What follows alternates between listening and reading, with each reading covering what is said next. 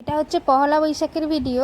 আমাদের বাড়ির পাশে বামুনাড়া মন্দির রয়েছে, ওই মন্দিরেই পুজো দিতে গিয়েছিলাম আমরা। যদিও পহেলা বৈশাখের দিন যাইনি, ওই মন্দিরে পহেলা বৈশাখ থেকে অক্ষয় তৃতীয়া পর্যন্ত সবসময় পুজো হয়। তার জন্য যে কোনো দিন গেলেই মন্দিরে পুজো দেওয়া যায়। তার জন্য আমরা ওই দিন না গিয়ে তার দুদিন পরে গিয়েছিলাম। আর ওই দিন না প্রচুর ভিড় হয় ওই মন্দিরে। তার জন্য ছোট বাচ্চা নিয়ে এত সময় দাঁড়াতে পারবো না বলে আমরা ওই দিন যাইনি। আমরা যাব বলে আগে থেকে প্ল্যান করে রাখছিলাম। তারপরে বাড়ির পাশে ভাইগুলো মাঠে খেলতে এসছে, ওদেরকে বললাম তোরা কি যাবি এই মন্দিরে পুজো দিতে? তো তারাও বললো হ্যাঁ।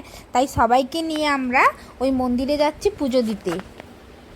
আমি মন্দিরে যাব শুনে ওদের বাড়ি নতুন গাছে প্রথম আম হয়েছে, তার জন্য না ওরা ওই আম ঠাকুরকে পুজো দেবে বলে আম পেড়ে নিয়ে এসছে। আর ওই আমটা আমি আপনাদেরকে দেখালাম, বেশ আমগুলো বড় বড় হয়েছে। আর ওইগুলো না মায়ের কাছে পুজো দিতে নিয়ে যাচ্ছি, গাছের প্রথম ফল বলে কথা। আমরা যাব বলে আগে থেকে টোটোকে বলে রেখেছিলাম, তার জন্য টোটো এসে দাঁড়িয়ে আছে। আমরা জাস্ট হেঁটে যাচ্ছি, এরপর গিয়ে আমরা টোটোতে উঠবো। আমি এই মন্দিরে সবসময় পহেলা বৈশাখের দিনই পুজো দিতে যাই। তো আগের বছর বাবু জাস্ট ছোটো ছিল, তার জন্য যেতে পারিনি। আর এই বছরই বাবু একটু বড় হয়েছে, তার জন্য সেই দিন না গিয়ে তার 2 দিন পরেই মন্দিরে গিয়েছিলাম।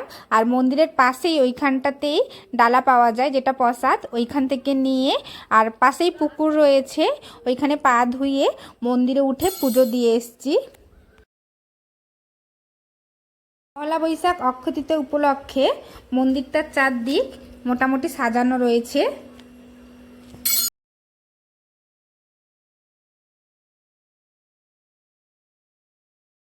এই মন্দিরের পাশে পহেলা বৈশাখ আর অক্ষয় তৃতীয়ার দিনেই মেলা বসে, বাকি দিনে অত বড় মেলা নেই। মোটামুটি 4-5টা দোকান বসেছিল, আর অন্য সময় একটু বড়োভাবে ওই জায়গাটাতে মেলা বসে।